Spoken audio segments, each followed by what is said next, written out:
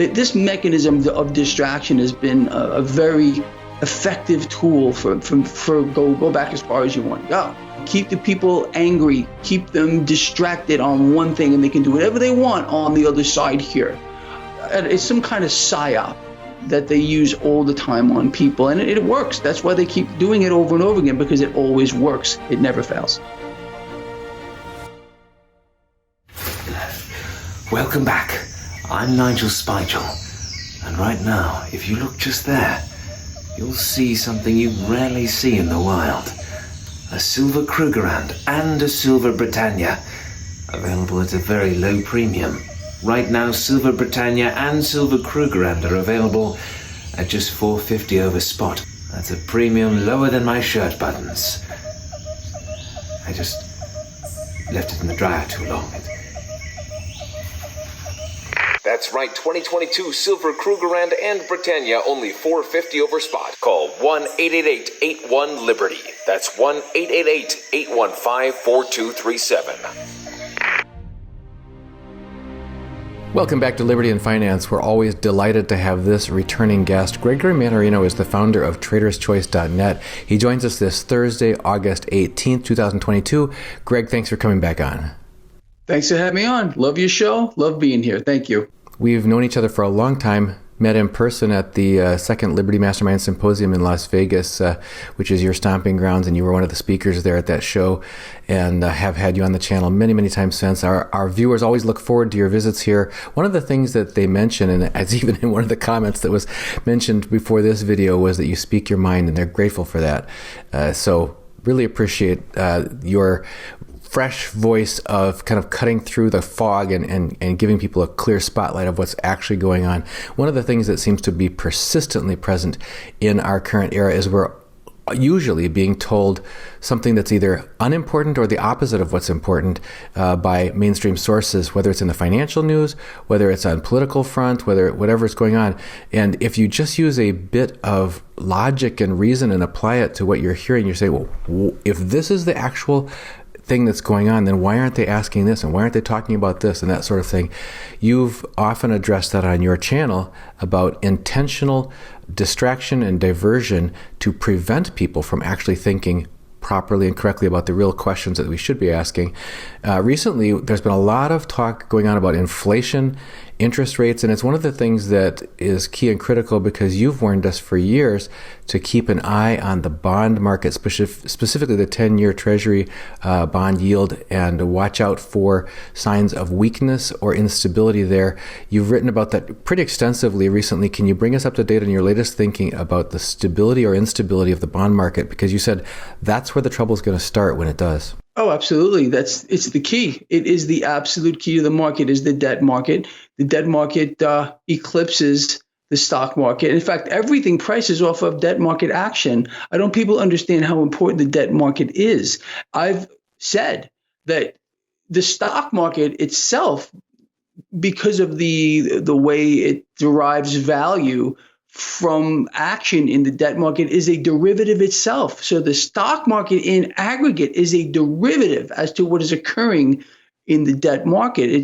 It should make sense to people. If you have, for example, a 10-year yield at X, the market should be reflective of that. And it's not just the stock market. You should see real estate. And as a matter of fact, all assets are tied to what is happening in the debt market at any given time. The 10-year yield is the most important. It is the benchmark. Mortgages are based off of that.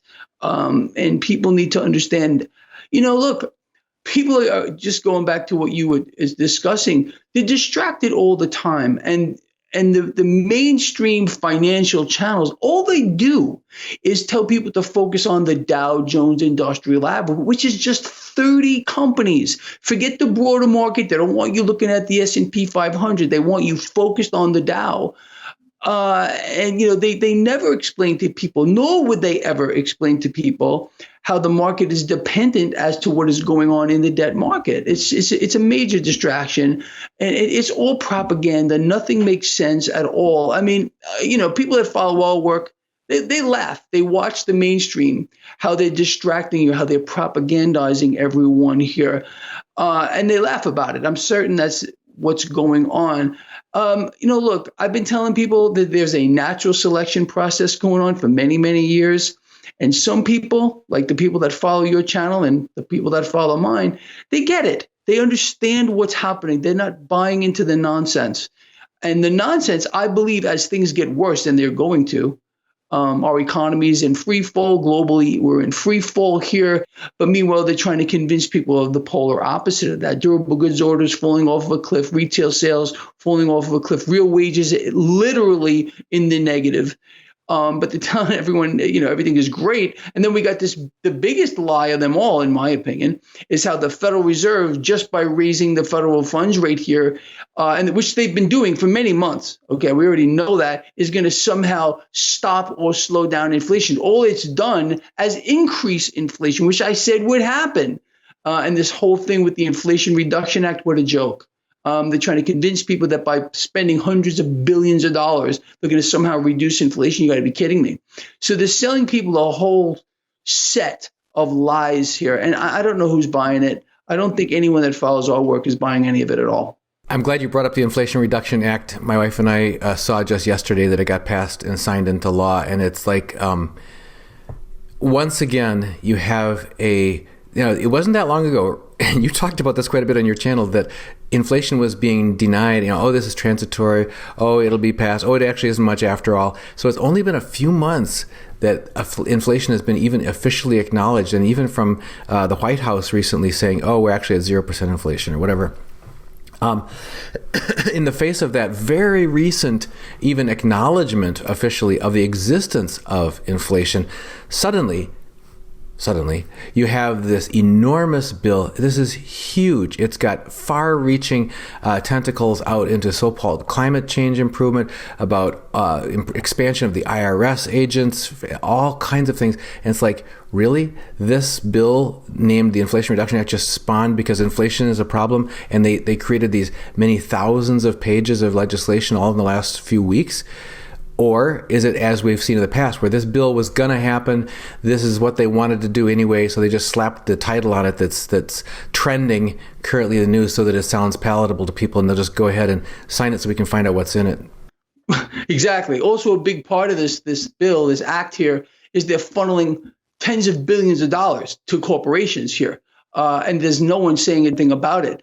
No, look, this is part of the mechanism here. It's very simple. They must do these things. There has to be another one coming down the pike, more reasons to pull cash into the now. That's the system. People don't realize what's really going on because they're not being told via the mainstream media of how the system must function. We must continually and relentlessly inflate the debt. Otherwise, the whole system implodes. I've told people, I don't know for how many years, you want to end the Fed or any central bank, prevent them from issuing $1 single of debt, just one. Well, if we can prevent the Fed from issuing $1, just $1, I'm not making that number up, one, we end the Fed. The Fed ends. The debt-based economic model implodes in a nanosecond. So, and believe me, and you know this, our policymakers are well aware of how the system works. So they must create this program, that program, the other program, along with the crisis mechanism to keep inflating the debt. They can't allow people to know that's how the system functions. It's the debt-based economic model, which is the biggest curse in the history of the world. And it has to relentlessly work that way. Imagine for a nanosecond if a world leader, any one of them, would say, listen, I want to level with all of you and explain to you that's the system we have, and it demands that debt be constantly fueled. We must create reasons to borrow hundreds of billions of dollars into existence, like expand a war, support for wars, COVID, another disease process, Inflation Reduction Act, funneling cash to corporations here, whatever it might be. And it's all deliberate because the goal of central banks is very simple. Their power resides in one thing, their ability to inflate. If they don't inflate, the system dies. And our politicians, who are all puppets of central banks, in my view, here, all of them, from the top down, going back as far back as you want to go, understand the system. And they will continually call on the Fed to inflate, to give us this false sense of whatever we have. And despite the fact that we are in a collapsing global economy, they're going to try to tell us or convince us that the polar opposite is actually happening. It's what they always do. It's how they operate. I'm talking about the mainstream channels. You mentioned, and I like the term you used, pulling cash from the future into the present. Can you talk about? You said later on it's wrong. It's frankly, it seems like it's a crime against humanity because we're doing this to our children and our grandchildren, who are going to come after us because we're saddling them with this unpayable huge debt, and yet most people walk along in sleepwalking nowadays thinking, oh, well, after all, we're getting by okay. They don't see the carnage yet because we're living on credit. We're just like drunken sailors just to maintain our individual households and countries' standards of living in any modest fashion of maintaining them. We're having to, as you say, continue to expand and expand. Can you talk to us about why the phraseology that you used of pulling cash from the future into the present makes sense to call it that, and how that is going to impact our future people, our children and our grandchildren? In the literal sense, it's a Ponzi. It's a Ponzi scheme, and all Ponzi schemes must find investors, in this case, inflate the debt, reasons to continue doing it. Once we stop doing that, it ends like every other Ponzi scheme. So that's why you have this act, that act, this crisis, that crisis. We have to function in this manner just to keep the Ponzi going. It's a literal Ponzi scheme, and we're seeing the effects of it, skyrocketing inflation here. And I'll tell you something else that's happening that I think people need to be ready for. It's kind of a strange quiet going on right now, and that means to me realizing, and they know this clearly, despite what they're telling us here. I'm talking about the mainstream financial channels, the mainstream media, our politicians, however great everything is here.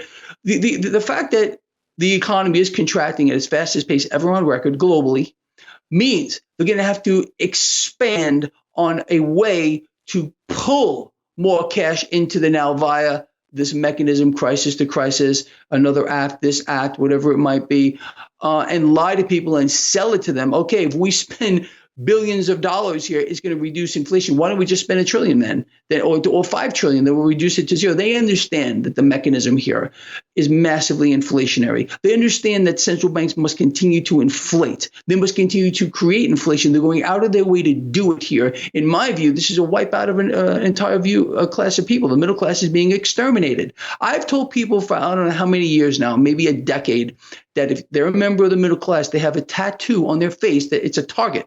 And they're all being targeted right now, and they're being strangled to death via the mechanism. He has suppressed rates since the last meltdown in 2008, have robbed savers of trillions of dollars in realized wealth here, only to keep the stock market inflated.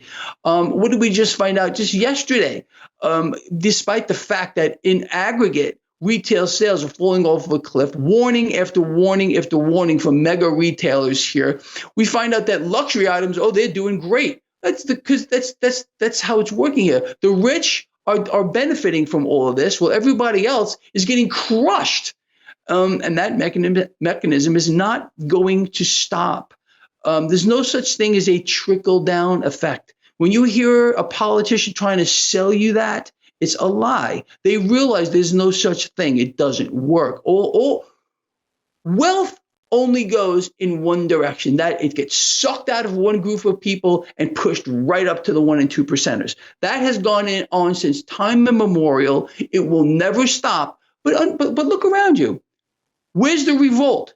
Why are people not up in arms right now? Do they not understand really what's happening to them? No, because they're being duped by being bombarded with fake news, false information out of the mainstream outlets here. It's astonishing that you and I have been around as long as we have. We haven't been shut down. Every day I look at my channel, I wonder, is today the day you're going to shut me down? Is today the day they're going to shut you down? Because you see, you and I, what we say, we're a threat. I mean, we're infinitesimal threat, but we're a threat nonetheless, because I think we're getting through to more people. Yeah, I think that we should zero in on that for a moment, because there have been ever increasing encroachments into free speech, especially accelerating over the last few years.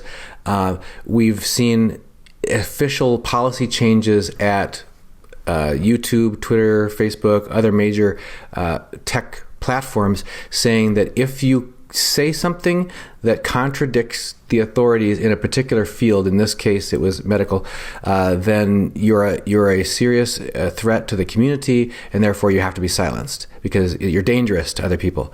And the list of things for which you can be considered a danger to others seems to be on the increase. The next one, whether it's the next one or the one after that, as you mentioned, imagine, for example, there was that people who were critical of the way that the last election was handled were said, you're a danger to our democracy because you're fostering loss of confidence in our electoral system. So when you become a critic, when you say, hey folks, there seems to be a problem here, then you said, oh, now you're the problem because you're fostering a loss of confidence by the general public. In other words, the general public, we're doing a really good job of keeping them sedated and placated and sleepwalking, and you're trying to wake them up. That makes you a threat. But they'll spin it as a threat to the people rather than a threat to the elite power, who are in fact inducing the sleepwalking on the part of everyone. So the one you implied there is, if we're here talking about financial crimes against humanity, that engendering the people being maybe interested in hoarding things, or people taking cash out of the bank. We've had a $50 million silver and gold purchase recently by a large buyer who had to work exceptionally hard and got locked in a room for hours, and had bank president after bank president in front of her trying to convince her not to take her $50 million out of the bank. And finally she had to threaten that she was going to call the regulators on them if they didn't release her funds to make a purchase. And they finally did, with the threat of being called in to the regulators. So we've had multiple examples of banks resisting, or even retirement funds resisting people extracting their funds. So all I'm saying is, from a standpoint of who's the enemy of the people in the official terms, it could become people like you and me who are talking about solid and valid reasons for not trusting the financial system. More people today do not trust the government than ever in history here. I think people are waking up. You and I have been out here for a long time, and I really think that the people that follow our work get it, and they're trying to get our work out there. Okay, we've created quite a community here on a global scale. So yes, we are a threat. The thing is, we're going to see a lot more control. The whole thing is about control, controlling the narrative, like you just said here, keeping people focused on things that they shouldn't be looking at. Meanwhile, they're doing other things in the background. This mechanism of distraction has been a very effective tool for go back as far as you want to go.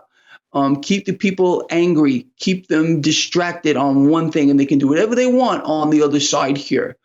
Throw something really big, something very divisive in their way while they do something else in the background so that people can't focus. It's very difficult for people to focus on more than one thing, and they know that.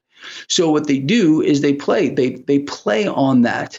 They feed their script through the mainstream media outlets and say, okay, keep talking about this. Don't talk about this other thing here, because this is where we want people's attention focused. And it works. It works invariably. It's some kind of psyop that they use all the time on people, and it works. That's why they keep doing it over and over again, because it always works. It never fails. It's interesting because I do have hope for humanity that people's common sense will eventually come out. We have some neighbors whom we greet every day as we walk around the neighborhood with our dogs, for example.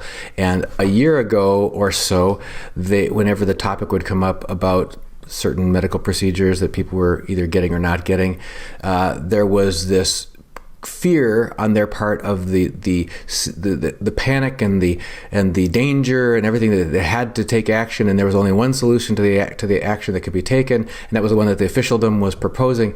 And now some of the same individuals, when they talk with us, are saying, we don't get the right straight story. They change the story, and then they talk about how their children have a hard time talking with them about this because the kids are still just plugged into, consuming the main message that's being very effectively prepared for them to say, this is, if you're going to be a good person, this is what you need to do. What I'm saying is that sometimes people of our generation are in fact starting to show signs that they're realizing, wait a minute, the keepers of the truth haven't been trustworthy recently in these important major events. It seems that the next thing that happens, though, is just upscaling the crisis. Oh, well, if you've gotten numb at this level and now you don't trust us at that level, how about if we get this next level of crisis? There's a question from Bob Olson who says, Greg, as the Fed follows its playbook to destroy the middle class, what black swan event or events do you believe the Fed will use to avoid blame and trigger the collapse of the debt market? Well, that's interesting because that's the thing. If you notice, the Fed has been blameless. You don't hear a word about on the mainstream. It's unbelievable. Okay, the Fed in the financial world, certain names I'm not going to name in the medical world, certain names that I'm not going to name in the political world, where it's all treasonous. If you look at this, it's absolutely anti what's good for our people, and yet impunity. Not just impunity, but you're right, it's not even talked about in that way. Well, but they can get away with anything they want. Like I say, I say this all the time on my own blog. Where is the uproar? Why are people not out in the streets? I'll tell you why. People are struggling, and they want to keep people in that state. So they only have to worry about how are they going to fend for themselves in this environment. What are people doing right now? They continue to borrow. It's the mechanism here, becoming slaves to the system, and people who becoming dependent on the system. So the more people that can get dependent on the system, the less of an outcry there will eventually be. People in this day and age, I think, not people of our generation, but they want to be taken care of from cradle to grave. They don't want to work. They want to check, and they don't care what it is. They put them in a shotgun shack, and they're happy with that kind of an existence. Me, I don't want to exist like that. I want to prosper. I want everyone to prosper. I want people to see through the nonsense here. But there's so many reasons why we're not seeing an uproar here. Again, people being made dependent on the system. They're being made to keep their mouth shut. As long as they keep getting those checks, they're all for it. They don't care what happens. It's not about a society anymore. It's about an individual, unfortunately. I always tell people, love each other, care about each other, be charitable. If people adopted that, we'd all be a lot better off. But it seems like it's going in the opposite direction, other than the people that follow our work. And again, we are a vast minority, unfortunately. There's not enough of us to do anything because how the people are being lulled into this sense of dependency on the system, dependency on what they believe is the government. And I believe the government is the central banks that are running the entire show. They can control the financial system. They control the world. Everything else is just a theater connected to it. So, that's my take on it. And unfortunately, I would like to have hope on things. And the only hope I have is there's going to be some of us that understand the system, realize what's happening, and knowledge is power. So, taking the opposite side of the trade, at least from a financial standpoint, getting into hard assets, physical gold and silver, my favorite asset of all time. I have it all over my desk. I literally do. I look at it all day long. I play with it. I touch it, but it's obviously a lot bigger than that, because the society itself is collapsing along with the economy, and by design here, leading up to a climax, and that climax is going to take people by surprise here, and it's going to be biblical in many, many ways. I tell people, look for an article I wrote years ago, Global Debt in the Human Bubble. I mean, I saw that from years ago, what was happening, and it's continuing to manifest itself. So I urge people to just let your fingers do the walking. Look it up. The article's out there still, believe it or not. Global Debt in the Human Bubble. That's where we are, and that's how it's going to end. People ask, hey, Greg, how it's going to end? Read the article. That's how it's going to end. Yeah, returning to that theme of black swan event or crashing the system, for now, and this is what you've said in your publications, is that the expansion of the debt, the buoying up of markets, capital markets through inflation of the currency, debasement of the currency is going to continue until it doesn't. do you believe that it's clear that during this period of time, there's as you said, the central banks are buying it all to own it all, that sort of thing. At what point does it become advantageous, or is it that it's just unsustainable and eventually you can't run that game forever? That game is a self-limiting. Every Ponzi scheme eventually has to collapse. Is that collapse of the Ponzi, is the ending of the bubble of everything part of the strategy? And then how are the banks positioning themselves to benefit in that moment? How can people position themselves to be hurt the least in that moment? I call it a moment of maximum saturation. That's exactly what I've called it for many, many years. A moment when inflating the debt, the side effect of it, which is what we're seeing now, global inflation, a collapsing economy globally, overwhelms the ability of central banks to continue to inflate. And that is the moment of maximum saturation. Once we hit that moment of maximum saturation here, and we saw some of this recently, we had several weeks back, we watched global bond yields start to expand greatly. They kept going higher. Here in the United States, we watched a massive sell-off in the 10-year yield up to over 3.5%, hit the market pretty hard. And what happened the same day that occurred in the United States is the European Central Bank announced their unlimited bond buying program across the entire Eurozone. And the Fed stepped in here to stabilize the debt market. The debt market had become unstable. That's the sign here. People walk around, they don't have to guess when the big one is going to occur. To me, it's very, very simple. It's going to start in the debt market. Forget the stock market. Stocks go up and down. 20, 25% swings in the market are normal. You want to go back as far as you want to look here. But we're talking about an incident here, which will happen eventually, is a massive sell-off in that debt market. It's going to reflect itself in a spiking of that 10-year yield, just like we saw. But there's going to be a moment where they're either not going to be able to stop it or they're going to allow it to happen. Meltdown in the stock market, rates spike, massive amount of pressure on the stock market, which will sell off. And everyone's going to run to the door at the same time. And that's it. It's over. A new system becomes introduced. So understanding that, I think cash is going to move. Just consider what I'm saying here. Sell off in the debt market, cash is just going to bleed out of that. Rates are going to spike. That's going to put pressure on the stock market. Cash is just going to be flying out of both of these markets, and it's going to move, in my opinion, into commodities, which are real things. So that's why I tell people, hold physical things, gold, silver, more specifically. I love silver, my favorite of all time. I also own platinum and palladium. I love them too. But silver's my favorite, and I think that's how it's going to play out. Cash into commodities, a massive hyperinflationary event. And then what's going to happen is, as the system melts down, there's going to be an outcry. Government, please save us, help us. The same people that have created the system and allowed it to manifest itself like this are going to offer their solution as they're creating people who are slaves to the system. So they win. It's a win-win situation here for the powers that are, which are the central banks, which run the entire everything. And it's like I said before, so everything else is just theater. So that's how you think about it. How else can it play out another way? If we realize the debt market is the biggest bubble, it's a Frankenstein monster, as I've used those terms for many, many years, it's going to burst, and it's going to burst by design. It's not going to be by accident. And when that happens, everything's going to change. Because if we realize, going back to what I said earlier, that everything derives value as to what's happening in the debt market. If the debt market has an uncontrolled sell-off, which it will, all right, central banks, they're going to try to stop it like they're doing now. Side effect, massive inflation, like we're seeing now. It's not going to stop. Inflation is going to get much, much worse moving forward. It should make sense to everyone based on what is going on around us and what we're seeing here. So that's how it's going to play out. That's the most likely scenario. Meltdown in the debt market. That's the key. Watch the 10-year yield and watch my indicator, the MMRI, Mannarino Market Risk Indicator. It works. It's been so spot on. And it's free to anyone who wants to look at it right on my website, traderschoice.net. Yeah, in fact, I was just about to ask you this question. KNACI88 says, what is the logic behind Greg's indicator? It's very simple. It just looks at the debt market as a driver. That's all it is. It's a very simple equation that I put together. I tried a whole bunch of things to say, what would work?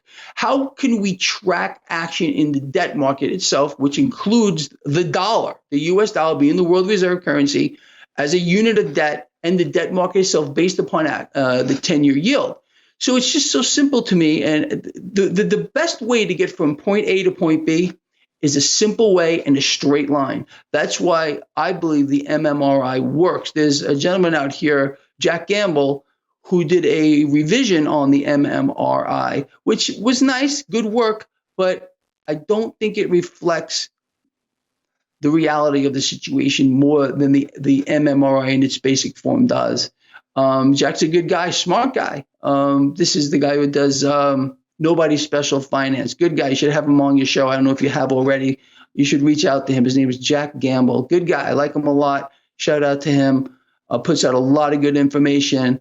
But anyway, so the MMRI just looks at the debt market as a driver as to what's happening in the stock market. Right now, we're just below orange. There's 4 phases. There's green, everything's good. Yellow, things are okay, but maybe not looking too good.